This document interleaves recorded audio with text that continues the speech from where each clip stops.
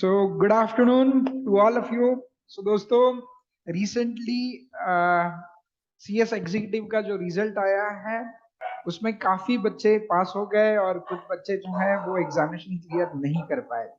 और खास करके जब हम मॉड्यूल 2 की बात करते हैं तो मॉड्यूल 2 में जनरली दो सब्जेक्ट्स ऐसे हैं जिसमें बच्चों को काफी डर लगता है। पहला सब्जेक्ट है अकाउंट्स का और दूसरा सब्जेक्ट एफएम का। दो प्रैक्टिकल सब्जेक्ट्स हैं, तो इसमें जनरली ईयर फैक्टर होता है। पहले तो सीएस के बच्चों को प्रैक्टिकल इतना पसंद नहीं आता और प्रैक्टिकल सब्जेक्ट के पेपर को कैसे टैकल करना है तो वो थोड़ा सा समझ में नहीं आता है। कोशिश करते हैं लेकिन पास नहीं हो पाते, पास होते हैं लेकिन अच्छे स्कोर नहीं ला पाते। तो इन सारे सवालों के जवाब आज हम ढूंढने की कोशिश करेंगे। आज हमारे बीच हमारे क्लास के कुछ ऐसे बच्चे हमारे साथ इंटरेक्ट करने वाले हैं जिन्होंने अभी मॉड्यूल 2 क्लियर किया और वो भी बहुत बेहतरीन मार्क्स से। सो हेलो कुनिका जी और देवांशु जी, आप दोनों का स्वागत है। Good afternoon sir. Good afternoon. So Devanshu ji को मॉड्यूल 2 में आई बिलीव देवांशु जी आपको 3 सब्जेक्ट में एग्जाम्शन है। मॉड्यूल 2 का उनका यस रिजल्ट यहाँ सर। पे है जिसमें देवांशु ने सीएमए में 76 नंबर, सिक्योरिटी लॉ में 61, इकोनॉमिक्स में ईबीसीएल में 50 और एफएम में 73 नंबर स्कोर किए हैं। So first of all congratulations Devanshu ji आपको। Thank you so much sir. बहुत ही बेहतरीन स्कोर है। और उसके अलावा कुनिका जी भी हमारे साथ हैं। कुनिका जी के भी मार्क्स आपको बता दें। कुनिका जी का स्कोर मॉड्यूल 1 का टोटल 248 है जिसमें उन्होंने सीएमए में 72 मार्क्स, देन सिक्योरिटीज में 50, ईबीसीएल में 62 और एफएम में 64 मार्क्स स्कोर किए हैं। तो ये दोनों भी होनहार टैलेंटेड बच्चे हैं, अपने अपने साथ हैं। इनके साथ अपन आज चर्चा करेंगे और ये जानने की कोशिश करेंगे कि बाबा आप लोग प्रैक्टिकल सब्जेक्ट में हैं, दोनों प्रैक्टिकल सब्जेक्ट में जहाँ पे पूरी दुनिया टेंशन में होती है, वहां पे दोनों प्रैक्टिकल सब्जेक्ट्स में आपने एग्जामिनेशन कैसे स्कोर किया। तो देवांशु जी, पहले हम आपसे शुरुआत करना चाहेंगे कि क्या आप हमें हेल्प कर सकते हैं ये बताने के लिए, श्योर हमारे सर। बच्चों को ये बताने की कोशिश कर सकते हैं कि एग्जैक्टली क्या माइंडसेट होना चाहिए एग्जामिनेशन के पहले और प्रिपरेशन करते वक्त। सर प्रिपरेशन करते वक्त एक तो हमें फॉर्मूला शीट जरूर बनानी चाहिए। जैसे हम क्वेश्चन सॉल्व कर रहे हैं, चैप्टर पढ़ते जा रहे हैं, तो हमें अपनी खुद की फॉर्मूला शीट बनानी चाहिए जिससे हम लास्ट मोमेंट पे अपने सारे फॉर्मूला रिवाइज कर सकें। ओके। एंड सर आप बहुत सारे क्वेश्चन सॉल्व कराते क्लास में, एक आप हमसे कराते, एक आप खुद कराते, फिर एक हमसे कराते। तो उससे काफ़ी अच्छी प्रैक्टिस हो जाती है। तो उसमें भी हमें क्या करना चाहिए कि हमें मार्क कर लेना चाहिए टाइप बेस्ड एमसीक्यू। अगर हम नोटबुक में टाइप बेस्ड एमसीक्यू मार्क कर लेते हैं तो फिर लास्ट टाइम बहुत हेल्प होती है क्विक रिवीजन के लिए। ओके।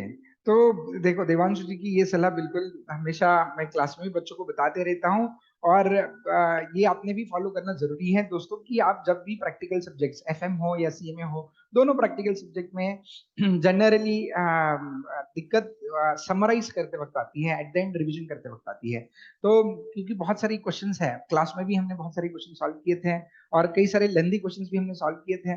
तो at the end last day को सारा रिवीजन करना मुमकिन नहीं होता है। तो प्रिपरेशन करते वक्त सभी ने ये याद रखना जरूरी है कि आपके पास समरी होना जरूरी है। तो जैसे कि अपन सब लोग पढ़ते वक्त अपने पास चार्ट्स हुआ करते थे, other yes mobile sir. Application में भी बहुत सारे चार्ट्स मैंने अपलोड किए थे, तो that helps us in revising. तो हर एक चैप्टर का आपके पास समरी होना चाहिए ताकि आप बाद में सम अप कर सकते हो। देवांशु जी, अब एक क्वेश्चन बच्चों का ये भी होता है कि कितने एमसीक्यूज का प्रैक्टिस करना जरूरी है? क्या ढेर सारे एमसीक्यूज प्रैक्टिस करने जरूरी है या बस कॉन्सेप्चुअल क्लैरिटी अगर आ जाती है तो that is more than enough?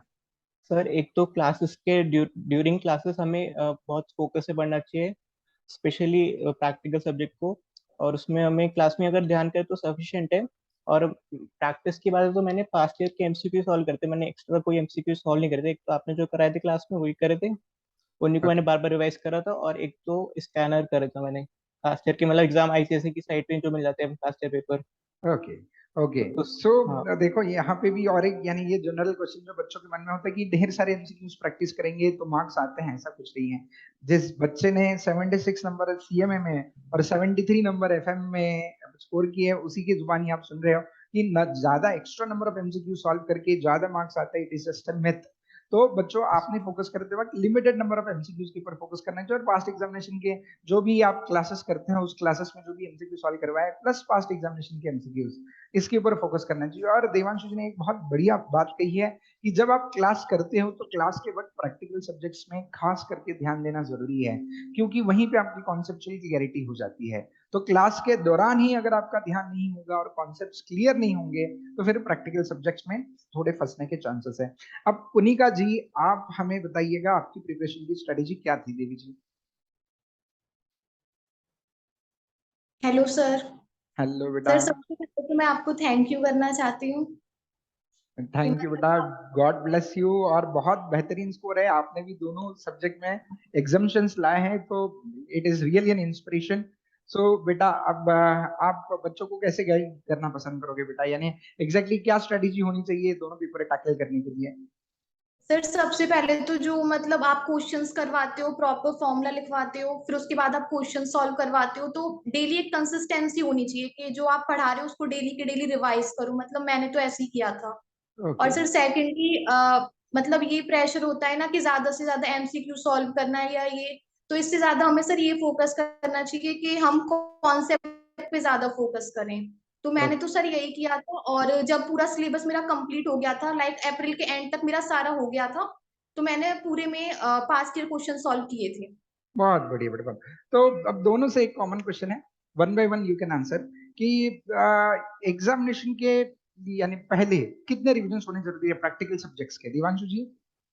Sir मेरे 2 रिवीजन थे बेसिकली। कितने, 2 रिविजन किए थे आपने? Yes sir. ओके। और कुनिका जी आपने कितने रिविजन किए थे? तो मैंने 3 to 4 times. Very good. So दोस्तों देखो, प्रैक्टिकल सब्जेक्ट का कुछ बच्चे बहुत जल्द पकड़ लेते हैं प्रैक्टिकल सब्जेक्ट्स, तो आपके एक दो रिवीजन में हो जाते हैं। और कहीं कभी कभार ऐसे लगता है हमें कि नहीं, हाँ पहली बार सॉल्व किया कुछ मिस्टेक्स हो गई, सेकेंड टाइम सॉल्व किया तो आपको लग रहा है कि सारी की सारी आपकी कॉन्सेप्ट्स याद नहीं रहती, तो 2 या 3 रिविजन की भी आपको जरूरत पड़ सकती है। तो ये मान के चलिएगा कम से कम 3 से 4 बार आपको रिविजन करना जरूरी है। तो अब रिजल्ट तो अभी आ चुका है और दिसंबर अटेम्प्ट के लिए 2-3 महीने ही बाकी है। तो क्या आप हमें बता सकते हैं कि या ये 3 महीने में ये मॉड्यूल 2 के सब्जेक्ट्स को प्रिपेयर करना मुमकिन है? If student start right from now, अभी से अगर शुरुआत कर दे तो उनके लिए मुमकिन होगा? Yes sir. देवांशु जी क्या लगता है आपको 3 महीने में सिलेबस कवर हो सकता है? यस आपको सर कितना टाइम लगा पॉसिबल। था? मुझे 4 महीने लगे थे मिनिमम। ओके। मैंने लास्ट के 3 महीने में सिंसियरली पढ़ाई करी थी। ओके। तीन यानी इसका महीने मतलब इसके बाद के जो 3 महीने होते हैं वो काफी क्रुशियल है। हाँ तो इसका मतलब एग्जाम्स। हिम्मत हारने की जरूरत नहीं है, जो भी बच्चे अभी एग्जामिनेशन के लिए प्रिपेयर करने वाले हैं, 3 months are more than enough बच्चों, 3 महीनों में आप आराम से प्रिपरेशन कर सकते हो, सफिशिएंट टाइम होता है। बस सिंसियरिटी बहुत जरूरी है, आपको कंसिस्टेंसी बहुत जरूरी है। और एक छोटा सा सवाल आपसे, दोनों दोनों से ये सवाल है कि प्रैक्टिकल सब्जेक्ट्स में क्या थियरी मायने रखती है? क्या थियरी के ऊपर फोकस करना जरूरी है? क्योंकि कई सारे बच्चों का ये कॉन्सेप्शन होता है कि हम सिर्फ थियरी करके जाते हैं, प्रैक्टिकल क्वेश्चंस नहीं करेंगे, जितने भी प्रैक्टिकल आते हैं वो स्किप कर देंगे और सिर्फ थियरी के बेसिस पे पास करेंगे। और कई सारे टीचर्स भी यूट्यूब पे बच्चों को यही सजेस्ट करते हैं, सिर्फ थियरी करके गए तो आप प्रैक्टिकल सब्जेक्ट्स में पास कर दोगे। तो क्या सिर्फ थियरी से बच्चे पास हो सकते हैं? Sir can I go first? Yes absolutely Devanshu. Sir CMA और एफएमएसएम में थ्योरी और प्रैक्टिकल काफी हद तक लिंक्ड रहती है। तो अगर प्रैक्टिकल करो तो उससे थ्योरी बन जाती है और थ्योरी करो तो उससे प्रैक्टिकल भी बन जाता है।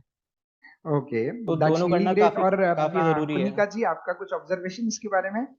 सर मेरे लिए तो दोनों इक्वली इम्पोर्टेंट हैं। और अगर हम न्यूमेरिकल्स पहले करते हैं तो एक ओवरव्यू हो जाता है थ्योरी का, क्योंकि सर जैसे आपने न्यूमेरिकल्स करवाए थे, देन मैं थ्योरी मतलब मैंने रीड की, तो काफी ज्यादा हेल्पफुल था वो मेरे ओके। लिए। सो दोस्तों देखो ये बात और सर काफी नॉलेज तो दोनों की इम्पोर्टेंट है। एग्जैक्टली exactly, और ये बात काफी क्लियर है, यानी कुनिका और देवांशु दोनों की बातों से हमें ये प्रतीत होता है कि आपको थियरी तब अच्छे से आप अटेम्प्ट कर पाते हैं जब आपके प्रैक्टिकल कॉन्सेप्ट्स क्लियर है। यस क्योंकि सर। प्रैक्टिकल सब्जेक्ट्स में थियरी और प्रैक्टिकल को डिवाइड करना मुमकिन नहीं है। तो कुछ टॉपिक्स है उसमें जो प्योरली थियरी बेस्ड है, जैसे फॉर एग्जांपल एफएम में सिर्फ स्ट्रेटेजिक मैनेजमेंट ऐसा पार्ट है that is purely theory based, तो वो आप करोगे तो दैट इज ओके। लेकिन फाइनेंशियल मैनेजमेंट या हमने अकाउंट्स या कॉस्टिंग की अगर हमने बात की, तो यहाँ पे जो थियरी है वो प्रैक्टिकल बेस्ड थियरी है।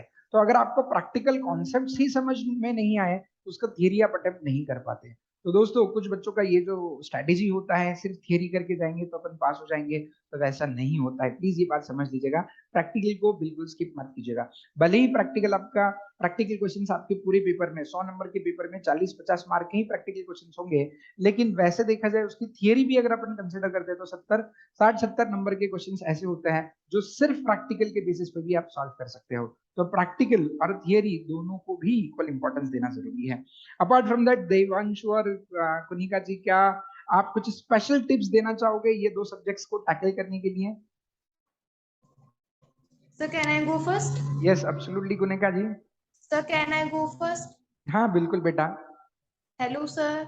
हाँ बेटा आपकी आवाज आ रही है। Sir am I audible? Yes yes you are audible yes.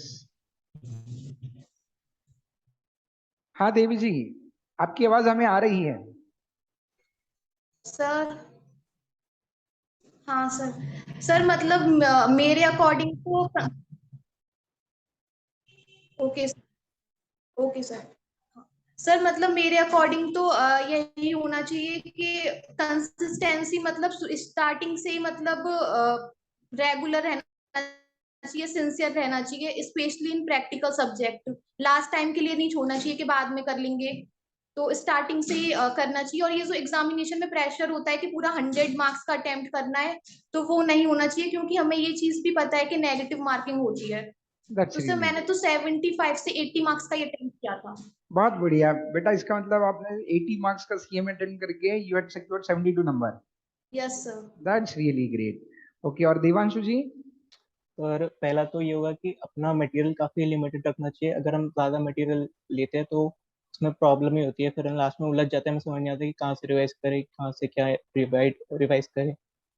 And secondly कि अगर हमारा 60+ या सिक्योर हो रहा है तो हमें एमसीक्यू में ज़्यादा अटेम्प्ट करने चाहिए। मतलब उसमें भी हमें कैलकुलेटेड रिस्क लेना चाहिए, क्योंकि अगर हम 5 गेस कर रहे हैं, 5 में श्योर नहीं है, तो हमारी नेगेटिव मार्किंग काफ़ी कम होती है, 0.25। तो अगर हमारे 4 गलत भी हो जाते हैं और एक सही भी हो जाता है तो हमारा नेट इफेक्ट 0 का आता है। तो अगर हम कैलकुलेटेड रिस्क लें तो उससे बेनिफिट होता है। ओके सो कुनिको और देवांशु के दोनों के डिस्कशन को अगर अपन समराइज करें तो दोस्तों ये एक चीज इंपॉर्टेंट है कि आपने प्रिपरेशन जो है वो समय रहते ही शुरू करना है। थियरी सब्जेक्ट जैसे आप ऐसे अफोर्ड नहीं कर सकते कि आखिरी 2 महीने में पढ़ के जा रहे हो और पास हो जाओगे, ऐसे नहीं है। प्रैक्टिकल्स के लिए आपको अभी से ही प्रिपरेशन करना शुरू करना पड़ेगा, तब जाके आपकी 2-3 रिविजन हो पाएगी। सेकेंड थिंग, पेपर अटेम्प्ट करते वक्त हमेशा हम बच्चों को बताते हैं कि आप वही क्वेश्चंस अटेम्प्ट कीजिएगा जिसपे आप कॉन्फिडेंट हो। तो ये strategy helps you out. Apart from that, जैसे देवांशु ने बताया, जहां पे आपको लगता है कि कुछ इस पे आप 50-50 हो तो वहां पे आप कैलकुलेटेड रिस्क ले सकते हो ऐसे एमसीक्यूज पे। तो ऐसे एमसीक्यूज अगर आप 5 एमसीक्यूज है ऐसे कि जहां पे आपको लग रहा है ऑप्शन ए भी हो सकता है, बी भी हो सकता है, तो वो पांचों के पांचों अगर आप चाहते हो तो अटेम्प्ट कर सकते हो। 5 में से 3 या 4 भी गलत होते हैं और एक सही आता है तो नेट इफेक्ट आपका न्यूट्रलाइज हो 0। जाएगा। लेकिन अगर 5 में से 4 सही आते हैं तो 1 मार्क या आधा मार्क आपका कट जाता है और बचे हुए 3 मार्क आपको मिल जाते हैं। तो ये स्ट्रेटेजीज आप फॉलो कर सकते हो, बहती बिल्कुल फुल प्रूफ स्ट्रेटेजीज है। यही स्ट्रेटेजीज हम क्लास ड्यूरिंग लेक्चर्स भी हम ये डिस्कस करते हैं। तो दोस्तों आई होप आपको दोनों का, कुनिका का और देवांशु का गाइडेंस जो है वो आपको हेल्प करेगा प्रैक्टिकल सब्जेक्ट्स के लिए, और डरने की बिल्कुल जरूरत नहीं है। इनके स्कोर्स देखने के बाद आपको इतना तो समझ में आया ही होगा कि प्रैक्टिकल सब्जेक्ट में अच्छे नंबर्स आते हैं। तो और एक हमारे स्टूडेंट थे, बेसिकली उनके यहाँ नेटवर्क इशू होने के कारण वो जुड़ नहीं पाए। He was also secured above 80 marks in both the subjects, FMAB और CMAB, and not only Kunika Devansh but there are many such success stories. कई सारे बच्चे एग्जामिनेशन में आते हैं और ये दो सब्जेक्ट्स जो है, प्रैक्टिकल सब्जेक्ट जो है, वही आपका एग्रीगेट डिसाइड करते हैं। इनमें आपका भले ही नेगेटिव मार्किंग है लेकिन सही स्ट्रेटेजीज फॉलो करोगे तो 60+ आने के चांसेस ज्यादा है। थियरी सब्जेक्ट में आप कितना भी अच्छा लिखो, आप 100 मार्क्स का भी अटेम्प्ट करो तो उसमें 100 आउट ऑफ 100 मिलने के चांसेस नहीं होते हैं। थियरी सब्जेक्ट में मार्किंग अल्टीमेटली एग्जामिनर के ऊपर डिपेंड करता है। तो ऐसे नहीं कह रहा कि मैं थियरी सब्जेक्ट्स में आप स्कोर नहीं कर सकते, बिल्कुल स्कोर कर सकते हैं, लेकिन जितना आपका प्रैक्टिकल में स्कोर हो सकता है, क्योंकि एक एमसीक्यू आपने सही ऑप्शन चुन लिया, आपको उसका पूरा 1 मार्क मिल जाता है। उसमें एग्जामिनर कोई भी आपका मार्क डिडक्ट नहीं करता। वही थियरी का एक आप 5 मार्क का या 8 मार्क का क्वेश्चन अटेम्प्ट करते हो तो 8 मार्क के क्वेश्चन में से वो 8 आउट ऑफ 8 कभी नहीं देगा, वो आपको 4-5 मार्क देगा, 2-3 मार्क वो काट ही लेता है, कितना भी अच्छा आप आंसर लिखो। तो वहां पे आपका स्कोरिंग ज्यादा होने के चांसेस थोड़ा कम होते हैं, प्रैक्टिकल में स्कोरिंग होने के चांसेस ज्यादा है। तो कई सारे बच्चे हैं जिनका रिजल्ट 160, 180, 190 के आसपास आके रह जाता है, एग्रीगेट नहीं कर पाते, पास हुए लेकिन एग्रीगेट नहीं हो पाते। तो दोस्तों अगर आपको आपका टोटल एग्रीगेट के पार 200 नंबर के पार पहुंचाना है तो प्रैक्टिकल 2 प्रैक्टिकल सब्जेक्ट में से एक किसी प्रैक्टिकल सब्जेक्ट में एग्जामेशन आना काफी जरूरी है। सो कुनिका जी, देवांशु जी, थैंक यू वेरी मच, आपका समय हमने लिया। लेकिन सारे बच्चों का यानी कई सारे बच्चों का पिछले 2-3 दिन से जब से रिजल्ट लगा है तो कुछ कुछ बच्चे हैं जो अपने क्लास को बिलोंग नहीं करते, वो भी पूछ रहे थे सर प्रैक्टिकल की स्ट्रेटेजीज बताइए। तो मैंने यही सोचा कि आप दोनों के माध्यम से बच्चों तक ये स्ट्रेटेजी पहुंचाई जाए। तो हमारे साथ जुड़ने के लिए thank you Kunika ji, sir Devanshu ji, and once again congratulations, आप दोनों को बधाई हो। अब I believe thank you sir. Module 1 पहले क्लियर हो चुका था। Yes sir. Okay, so now welcome to final. So Kunika ji, I thank you believe आपका सर। भी मॉड्यूल 1 क्लियर हो गया था ना पहले? यस सर, हो गया। Yes, that's really great. So all the best for your future journey. Thank you sir. Okay, thanks to you thank you very and much. Dushyant sir.